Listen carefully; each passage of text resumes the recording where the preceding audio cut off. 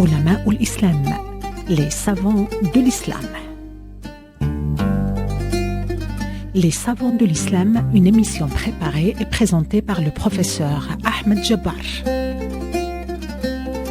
Les savants de l'islam en coopération avec le Conseil supérieur scientifique et culturel de la Grande Mosquée de Paris et Radio Orient. حلقة اليوم عن أولغبek. Voici l'histoire d'un prince mongol qui était destiné à gouverner l'empire bâti par son grand-père, mais qui, en attendant son tour, a occupé la plus grande partie de son temps à se perfectionner dans différents domaines de la science, puis à observer le ciel et à étudier le mouvement des étoiles et des planètes visibles.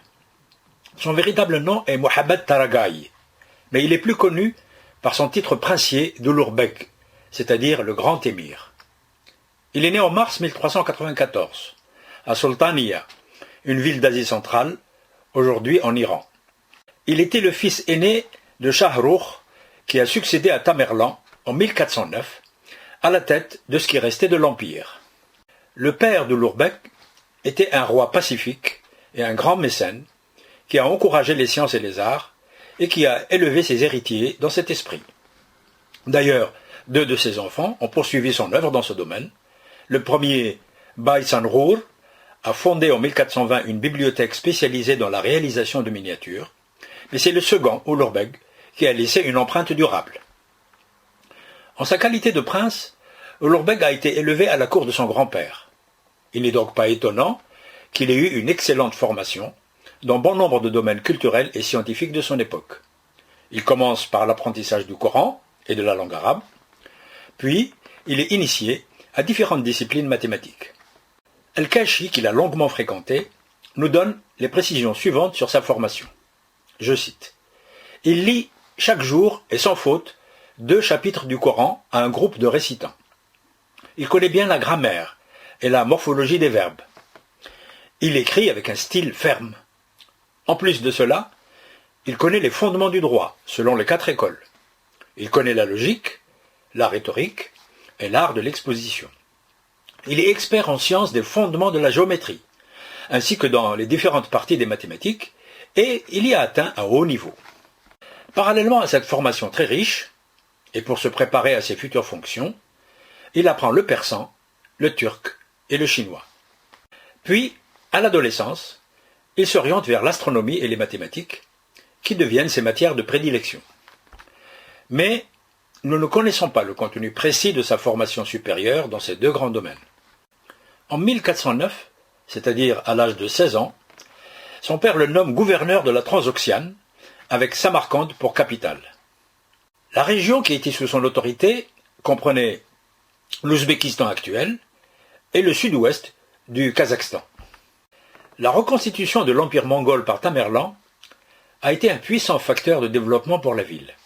Elle sera élevée au rang de capitale et elle bénéficiera à la fois des richesses récupérées par les armées mongoles au cours de leurs expéditions et du savoir-faire, des métiers, des villes conquises par Tamerlan. L'exemple le plus frappant est celui des artisans du verre qui s'étaient spécialisés dans la réalisation des lampes des mosquées. Après la conquête de la Syrie, Tamerlan aurait rassemblé les meilleurs verriers du pays et les aurait envoyés à Samarcande pour travailler sur les chantiers des palais et des mosquées qui étaient en construction. Ces artisans auraient participé en particulier à l'embellissement de la grande mosquée Bibi Hanoum que Tamerlan avait ordonné de concevoir comme l'édifice le plus haut de tout l'espace musulman. Mais quelques années après sa mort, la mosquée se serait effondrée à cause de l'incompatibilité entre ses proportions gigantesques et la nature des matériaux utilisés. À Samarcande, Ouloughbek mènera une double activité de gouverneur de la région et d'homme de science. En tant que gouverneur, et surtout en sa qualité de petit-fils de Tamerlan et futur héritier de son empire, il a poursuivi la politique de grands travaux de son grand-père.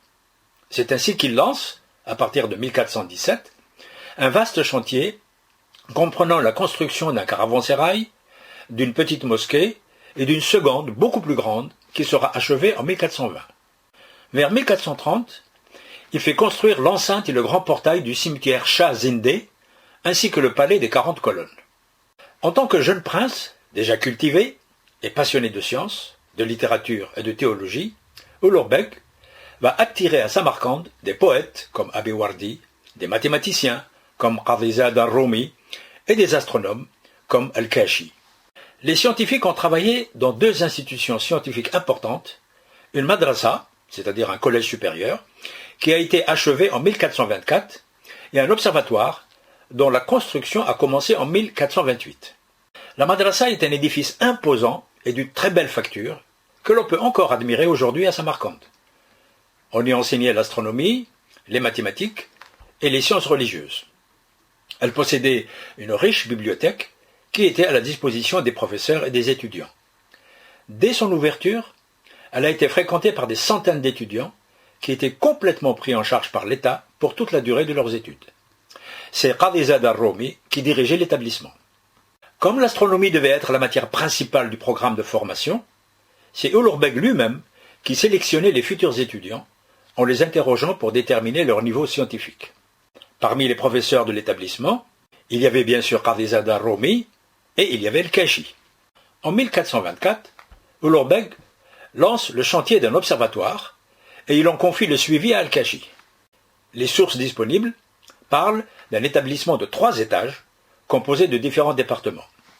Il devait être doté de tous les instruments utilisés à cette époque dans les activités de l'astronomie.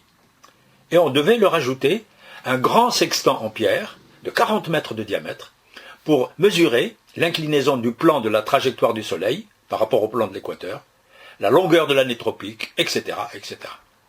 Les travaux ont duré plusieurs années, et on sait qu'en 1429, ils n'étaient pas complètement achevés. C'est Ulugh Beg qui animait les séminaires scientifiques qui avaient lieu régulièrement entre spécialistes. Pendant ces réunions de travail, des questions étaient posées et on échangeait des idées sur les problèmes non résolus. Au cours de l'une de ces réunions, les scientifiques présents ont discuté de la conception et de la réalisation d'un astrolabe de grande taille sur lequel devaient être représentées les positions de pas moins de 1018 étoiles fixes. À partir d'une date indéterminée, l'équipe des astronomes s'est mobilisée autour du grand projet scientifique de Ulugh Beg, celui de la révision des tables astronomiques anciennes par les observations et par les mesures et le calcul. Ce projet a abouti à la publication, en langue tadjik, du Zij Ulugh Beg, dont la version arabe a été réalisée par Al-Kashi.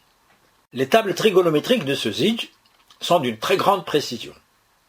Les valeurs des sinus et des tangentes ont été calculées de minute en minute jusqu'à 45 degrés, puis de 5 minutes en 5 minutes jusqu'à 90 degrés.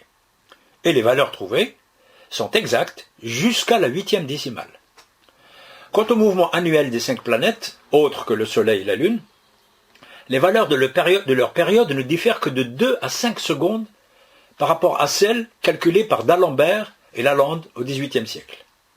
Ulugh Beg a poursuivi ses activités scientifiques jusqu'en 1447, date à laquelle il a succédé à son père. Mais 2 ans plus tard, il est assassiné par son frère Abd al-Latif. En 1941, des archéologues découvrent sa tombe dans le mausolée de Tamerlan. Il était enterré avec ses habits, comme cela est autorisé en islam lorsqu'on considère que la personne est morte en martyr. Il me reste à évoquer la postérité des tables astronomiques d'Ulugh Beg. Après sa mort, l'un de ses disciples, le mathématicien Al-Qushji, arrive à Istanbul avec dans ses bagages une copie du fameux traité. C'est probablement à partir de cette ville que les tables ont commencé à circuler en Europe. Autour de 1500, un traducteur anonyme des environs de Venise en a réalisé une version hébraïque. Vers le milieu du XVIIe siècle, c'est au tour de 2 traducteurs anglais de publier d'une manière indépendante des traductions latines des tables de longitude et de latitude des étoiles fixes.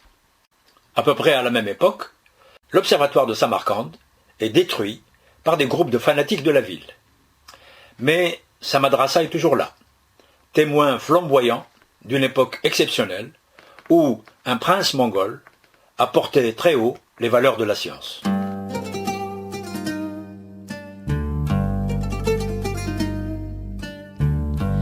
كنا مع برنامج علماء الإسلام.